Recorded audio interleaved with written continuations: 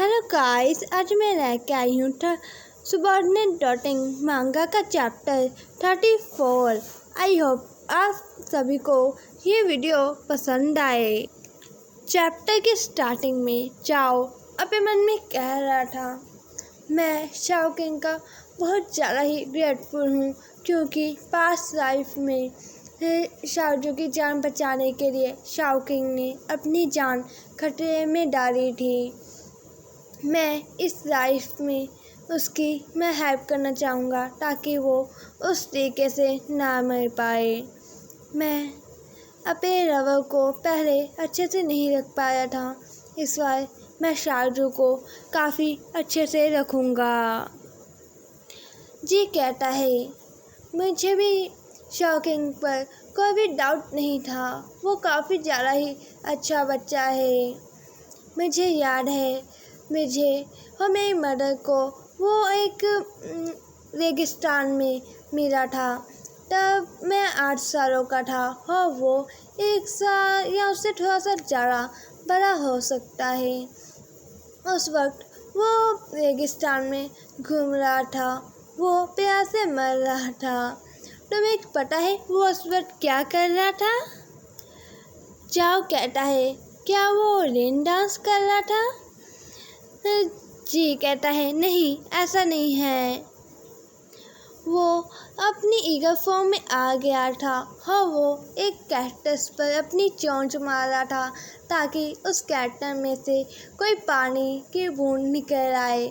वो काफ़ी ज़्यादा ही मेहनत कर रहा था जिंदा रहने के लिए। चाओ कहता है, ओह अच्छा, इसलिए क्या तुम्हारी मदर ने उसे अडॉप्ट कर लिया? जी कहता है, हाँ, जब मैं बच्चा था तब मेरी मॉम हमेशा ही काम में बिजी रहती थी और मेरा भाई अब्रॉड था, इसलिए हम दोनों ही एक दूसरे के ऊपर निर्भर थे। मैं उसके साथ बड़ा हुआ हूँ, वो बिल्कुल मेरे छोटे भाई की तरह है, इसलिए मैं उसकी फीलिंग्स समझ सकता हूँ। किसी और से ज़्यादा वो कभी भी मुझे धोखा नहीं दे सकता है। जाओ जी क्यों देखता है और वो अपने मन में कहता है, असल में तुम उसकी फीलिंग्स नहीं समझ सकते, उसने कभी भी तुम्हें अपने भाई की तरह नहीं देखा है। पास्ट लाइफ में हमारी एकदम से शादी हो गई थी, इसलिए उसने जो तुम्हारी उसके दिल में फीलिंग्स है वो तुम्हें नहीं बताई थी। मैं ये बात अक्सर ही सोचा करता हूँ, अगर तुम्हारी शादी शाओ किंग के साथ हो जाती तो क्या तुम अपनी पहली पास्ट लाइफ में खुश रह पाते? क्या जो तुम किस्मत है वो चेंज हो जाती, तुम उस तरीके से नहीं मरती? क्या तुम्हें उससे प्योर रब तुम्हें मिल पाता? नेक्स्ट सीन में वो सब जाने की तैयारी कर रहे थे और वो हंटर चाओ को कहता है, थैंक यू ये सब गन्स और टाइगर डक्स यहाँ पर छोड़ने के लिए। जाओ उस डॉक्टर को कहता है, मेरे पास हो कुछ नहीं है, पर हाँ ये है टाइगर है, ये मैं तुम्हें तुम्हारी और शंभू की शादी का पहले ही गिफ्ट दे देता हूँ। डॉक्टर जाओ को गले लगा लेता है और कहता है, थैंक यू डेमन, पर मेरे पास एक टाई नहीं है। जाओ कहता है, अब ये मत कहना कि मैं तुम्हारे लिए एक टाई खरीद कर आऊँ, ये मत सोचना, मैं ये करूँगा। हाँ शाओजू और शंभू की हेल्प में रहना, अपना टेस्ट सुधारने में। तुम्हारा टेस्ट सच में बहुत ज़्यादा ही खराब है। जी चाओ को कहता है, क्या तुम्हारा हो गया? जी जब पीछे देखता है कि जाओ उसकी ओर ही स्माइल करके देख रहा था और वो चाओ को कहता है, आखिर क्यों जब भी मैं तुम्हारी ओर देखता हूँ तो मैं तुम्हारी आंखों में अपने आप को देख पाता हूँ। जाओ वो जी के पास जाता है और वो उसके सिर को सहलाने लगता है, गालों को सहलाने लगता है। वो कहता है, तुम्हारी बुजुर्गी मुझे ये कमांड देती है कि मैं बस तुम्हें ही देखूं, इसलिए मेरे पास कोई भी चॉइस नहीं है, मैं इसे मान लेता हूँ। जी ब्रश करते हुए कहता है, तुम इतनी चीज़ें लाइन बिना एम्बैरेसमेंट फील किए बिना कैसे तुम कह सकते हो। जाओ कहता है, तुम्हारे पास बाद में काफ़ी ज़्यादा टाइम होगा ये देखने के लिए कि मैं कब एम्बैरेस्ड हो जाता हूँ। जी कहता है, ये तो तुम काफ़ी ज़्यादा ही नेचुरली कह रहे हो, क्या मैंने कहा कि तुम मेरे साथ रुक सकते हो। जाओ जी की नोज़ पिंच करता है और कहता है, क्या तुम अभी भी मुझे अब तुम्हारे से दूर भेजना चाहते हो। हाँ, ऐसा मैं सोचना भी मत, मेरे पास भी पावर नहीं है तुम्हारे बिना एक सेकंड भी रहने की। जी कहता है, ओह अच्छा ठीक है, तो क्या तुम पहले मुझे कुछ एक्सप्लेन करना चाहोगे। हो जी जाओ की आईडी कार्ड उसके आगे करता है और कहता है, शाओकिंग ने मुझे ये दिया है, अगर मैं गर्द नहीं हूँ तो तुम उस बूढ़े ही शिफैंग के बेटे हो, है ना।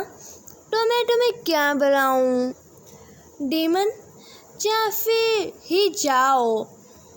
जाओ कहता है, शाओजू पहले तुम मुझे भाई कहा करते थे।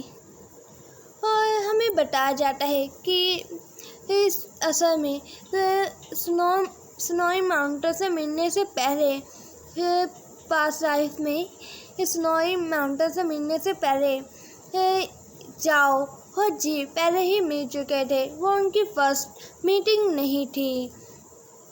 जी और जाओ जब बच्चे थे तब एक दूसरे को मिले थे, तब जी के पास शाओकिंग नहीं था। जी जब छोटा बच्चा था वो काफ़ी ज़्यादा ही क्यूट था, तब जाओ उसका नेबर था। जी इतना ज़्यादा क्यूट था कि सब बच्चे उसके साथ शादी वाला गेम खेलना चाहते थे। वो चाहते थे कि उस शादी में जी दुल्हन का रोल करे, पर जो जी था वो किसी को भी अपने हाथ या फिर अपनी पूंछ वो टच नहीं करने दे रहा था, वो हमेशा ही सबसे दूर रहता था। सुवाई हे जाओ उसके पास आता है, उसके हाथों में एक कैंडी जार भी था। वो आके कहता है, शाजू यहाँ पर आओ। हाँ जी उसके पास खुशी खुशी चला जाता है, बस इसलिए क्योंकि जो जाओ था वो उसके साथ काफ़ी ज़्यादा जेंटल और काइंड था, और इसलिए भी क्योंकि जो जाओ था वो अपनी बेस्ट फॉर्म में आ जाता था और वो शाजू को अपने ऊपर खेलने देता था। जी को और स्वीट्स कैंडीज बहुत ज़्यादा ही पसंद थी, इसे जाओ अपने पास हमेशा ही कैंडी ज़्यादा रखता था। जो ये रीटा कैट है जी है, उसे कैंडीज बहुत ज़्यादा ही पसंद है, इसलिए अगर कोई भी उसे कैंडीज दे दे वो कुछ भी कर देता था। ऐसे ही जाओ उसे कैंडी देता था, तब मैं जी उसे सेकंड ब्रदर कहता था, पर वो बच्चा था इसलिए जो उसकी वॉइस थी बेबी वॉइस वो क्लियर नहीं थी। हाँ हमें दिखाया जाता है कि जी ने जाओ को गैर लगाया हुआ था और वो जाओ को एडी कह रहा था। तभी ये जाओ अपनी ह्यूमन फॉर्म में आ जाता है और कहता है, शाओजू क्या तुम मुझे पसंद करते हो, तो मुझे क्या बुलाना चाहोगे। तभी जी उसे खुशी खुशी एडी कहता है। हाँ, हमें बताया जाता है कि यही वह मेमोरीज जाओ की चाइल्डहुड मेमोरीज हैं। पर वो दोनों अलग हो गए थे। वो दोनों एक दूसरे के पास ज़्यादा लंबे समय तक नहीं थे। हो जाओ और ये सब मेमोरीज भूल गया था। हो जी उस वक्त वो 3 साल का था, इसीलिए उसे भी कुछ याद नहीं है, याद नहीं था। जी को बस इतना याद है कि उसके पास एक बिग वुल्फ होया करता था जो कि हमेशा ही उसे कैंडीज देता था और उसके अपनी पीठ पर उसे खेलने दिया करता था। उसके ऊपर चढ़कर जी एक बॉस भी बन जाता था। तभी बच्चे जाओ को देखकर भाग जाते हैं। जी नीचे उतरता है और कहता है, क्या मैं इतना ज़्यादा डरावना दिखता हूँ कि सब बच्चे मुझे देखकर भाग गए? जाओ से कहता है, हाँ तुम काफ़ी ज़्यादा ही डरावने दिखते हो। हाँ यहीं में से हमारा चैप्टर 35 स्टार्ट हो जाता है। चैप्टर की स्टार्टिंग में जाओ अपने मन में कह रहा था, मेरी पास लाइफ में मुझे ये स्टोरी का ये पार्ट मुझे याद आ गया था। मेरे पास ये चांस नहीं था शाहरुख को ये बताने का, पर अब मैं सोचूं तो मैं इस लाइफ में अपने काफ़ी सारे जो रिग्रेट्स हैं उन्हें चेंज कर सकता हूँ। जो मैंने पिछली लाइफ में जो मोमेंट्स खराब कर दिए थे, जिनका मुझे रिग्रेट है, अब मैं वो सब चेंज कर सकता हूँ इस लाइफ में। जाओ चीको कहता है, क्या तुम्हें मैं अभी तक याद नहीं आया हूँ? जब तुम बच्चे थे तब तुम मुझे बिग ब्रदर कहा करते थे। तुम कहते थे कि मैं बेस्ट ब्रदर हूँ। ये सुनकर जी अपने मन में कहता है, ओह अब मैं समझा आखिर क्यों इसे देखकर मुझे ऐसा लग रहा था कि पहले मैं इसे मिल चुका हूँ। और जी को एक पास में याद आती है जब जाओ ने उसे अपनी पूंछ में घेरा हुआ था। हाँ वो कह रहा था, तुम कितने ज़्यादा कमसी हो और तुम बड़े हो जाओगे तब तुम्हारा क्या होगा? जी अपने मन में कहता है, जब ये मुझे अपनी पूंछ से सहा रहा था तब मुझे वो फीलिंग वो जाने पहचाने लगी। बस क्या इसलिए वो फीलिंग मुझे जानी पहचानी लग रही थी। जी कहता है, तो कुछ और तुम मुझे कहना चाहोगे? जाओ कहता है, हाँ तुम अब बड़े हो चुके हो। जी कहता है, हाँ मैं बस बड़ा नहीं हुआ हूँ, मैं तुम्हें मार भी सकता हूँ, मैं तुम्हें हरा सकता हूँ अब। जी अपने मन में कहता है, आखिर ये बात इसने मुझे पहले क्यों नहीं बताई? पर क्या इसने ये बात मुझे पहले बता दी होती तो क्या तब मैं इसे अपने भाई के रूप में देखने लग जाता फिर से? ये काफ़ी ज़्यादा ही अजीब होता। तभी जाओ से कहता है, मैंने ये बात तुम्हें पहले इसलिए नहीं बताई क्योंकि मैं नहीं चाहता था कि तुम मुझे देखते साल अपना भाई के रूप में मुझे देखो, अपना भाई मानो। मैं ये नहीं चाहता कि तुम बस मुझे अपना भाई ही मानो। जी ये सुनकर कहता है, इसने फिर से मेरा दिमाग पड़ा है। जाओ जी को कहता है, क्या तुमने मुझ में कुछ अजीब देखा? जाओ को एक वीडियो दिखाता है। वो कहता है, तुम असल में एक मिक्स ब्लड ग्रुप के वुल्फ हो, स्नो वुल्फ हो। तुम्हें कभी भी अपनी फैमिली का प्यार नहीं मिला है और तुम चाइना में पड़े हुए हो जब से तुम बच्चे हो। इसके अलावा तुम्हें यशी कंट्री के जो लोगों में आदतें हैं खान पीने की, वो भी तुम में है। मैं भी यशी से हूँ। जब मैंने यशी के कुछ अमीर बच्चों को देख रहा था, तब मुझे तुम्हारी ये वीडियो मिली थी। तुम्हारी ये वीडियो मुझे मिली थी। जाओ जी किसी को सुनाता है, वो कहता है, अगर तुम्हें पहले ही मुझ पर शक था, तब तुमने मुझे कुछ भी क्यों नहीं कहा। जी कहता है, क्योंकि मैं देखना चाहता था आखिर कब तक तुम प्लान कर रहे हो मेरी साइड में मेरे साथ रहने का प्लान कर रहे हो तुम। जी कहता है, डीमन, मैं जानता हूँ कि वो बर्फीले माउंटेन पर वो रात तुम्हारे काफ़ी ज़्यादा ही जुड़ी है। अगर सच कहूँ तो वो रात मेरे लिए भी काफ़ी ज़्यादा ही जुड़ी है। उस रात में हम दोनों के काफ़ी ज़्यादा ही अनमोल पल हैं। मैं नहीं चाहता कि वो रात खराब हो।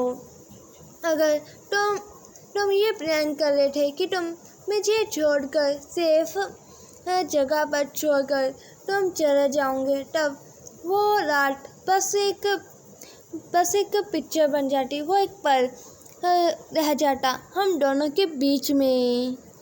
तब मुझे उससे कोई फ़र्क नहीं पड़ता है। तब तुम मेरे लिए ये होते कि तुम वही छोटे वुल्फ हो जिसे मैं डीमन कहता हूँ। पर अगर तभी चाहो कहता है, पर मैं ये चाहूँ कि मैं तुम्हारे साइड में काफ़ी लंबे टाइम तक रहना चाहता हूँ।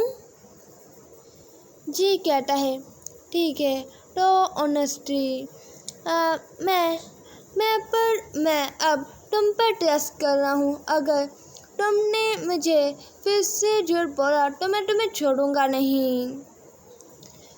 ये सुनकर जी जाओ अपने मन में कहता है, शाहजू, तुम्हें पता है कि मैंने तुम्हें धोखा दिया है, पर फिर भी तुम मुझे एक चांस देना चाहते हो। तुम हमेशा ही अपने प्रिंसिपल अपने असूलों पर चलते हो। जहाँ पर तुम्हें सब कुछ ख़त्म कर देना चाहिए तुम कर देते हो, और जहाँ पर तुम्हें माफ़ कर देना चाहिए तुम कर देते हो। अगर मैंने इसे फिर से झूठ बोला या फिर धोखा दिया, हाँ, ये अपने प्रिंसिपल अपने सिद्धांतों से हट गया, तब ये मुझे मिटा देगा, मुझे मार देगा, ये कभी भी मुझे माफ़ नहीं करेगा। शाहजू, मैं अब तुम्हें फिर से झूठ नहीं बोलूँगा। मैं नहीं चाहता कि मैं तुम्हारा ट्रस्ट गंवा दूँ। मैं हमेशा ही तुम्हारे साथ रहना चाहता हूँ। तभी चाओ जी को कहता है, मैंने तुमसे कभी भी झूठ नहीं बोला है। मेरा इंग्लिश नाम डीमन है, जो कि बस मेरी माँ मुझे कहती थी, बस मेरी माँ ही मुझे डीमन कहती थी। मेरा यहाँ पर आने का एक रीज़न है। मैं अपने घर के जो बिजनेस हैं, अपने बिजनेस में आना चाहता था, इसलिए मेरे पास यहाँ पर आने के 3 रीज़न्स हैं। ये सुनकर जी चौंक जाता है और कहता है, कौन से रीज़न? जाओ कहता है, अभी मैं तुम्हें वो रीज़न नहीं बता सकता, पर मैं तुम्हें ये प्रॉमिस कर सकता हूँ कि मैं कभी भी तुम्हें चोट नहीं पहुँचाऊँगा, तुम्हें धोखा नहीं दूँगा, कभी भी। जी जाओ के पैरों को डुबाने लगता है। वो कहता है, मैं तुम्हें ये बार बता देता हूँ कि मैं तुम्हारे डैड के साथ अच्छा नहीं रहूँगा। जब मैं तुम्हारे डैड को देखूँगा, तब मैं उसे मारना शुरू कर दूँगा। जाओ कहता है, टेंशन मत लो, मैं गेट पर खड़ा होकर गार्ड करूँगा कि कोई भी अंदर ना आए और तुम्हें डिस्टर्ब ना करे। ये सुनकर जी चाओ को कहता है, चाहे तुम्हारे सामने तुम्हारा फादर, तुम्हारा डैड ही खड़ा क्यों ना हो। चाओ कहता है, जो मर्जी हो, पर मैं हमेशा तुम्हारे साथ खड़ा रहूँगा, चाहे मेरे सामने कोई मर्जी आ जाए। जी चाओ को कहता है, नेक्स्ट टाइम अगर कोई भी प्रॉब्लम हो तो पहले मुझे बताना। इसलिए तो सब मेरे पीछे मुझे फॉलो करते हैं। चाओ जी के करीब जाता है, वो कहता है, तो अब तुम मुझे ये कह रहे हो, तो क्या मैं तुम्हारे साथ रुक सकता हूँ। जी ये सुनकर चाओ के सिर को मारता है, वो कहता है, ऐसा मत करो, इतना क्लोज मत आओ मेरे। हाँ वो वहाँ से जाने लगता है। हाँ वो अपने मन में कहता है, जी ये सच में काफ़ी ज़्यादा फ्रस्ट्रेटिंग है। चाओ उसे जाते हुए देख रहा था। नेक्स्ट सीन में वो सब जा रहे थे और कार में बैठकर जी अपने मन में कहता है, मुझे थकावट सी महसूस हो रही है, मेरे अंदर काफ़ी ज़्यादा ही कम एनर्जी है। शायद इसलिए क्योंकि जब रात पूरे थे तब मैं उसके बारे में ही सोचे जा रहा हूँ। इस वजह से मेरी जो थकावट है वो वापस आ गई है। तभी जाओ उसकी आँखों पर अपने हाथ रख देता है। जी उसका नाम लेता है, हे जाओ। जाओ कहता है, क्या हुआ। जी अपने मन में कहता है, जी अपने मन में कहता है, कुछ भी नहीं, बस मैं ये कंफर्म करना चाहता था कि ये तुम ही हो ना। पर ऐसा कहना ये सच में वियर्ड है। और जी जाओ को कहता है, तुम्हारे जो हाथ है वो मेरी आँखों में लग रहे हैं, मेरी आँखें दर्द कर रही हैं। ये सुनकर जाओ अपना हाथ जी के चेहरे से जी की आँखों से हटा लेता है और जाओ जी को कुछ पीने को देता है। जी कहता है, ये क्या है। जाओ कहता है, पी लो से। जी उसे पीता है। तभी वो उसे उस ड्रिंक को अपने मुंह से निकाल देता है।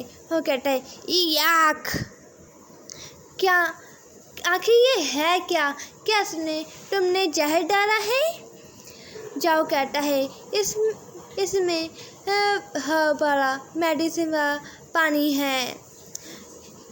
ये सुनकर जी कहता है, क्या मैं इसे फेंक सकता हूँ।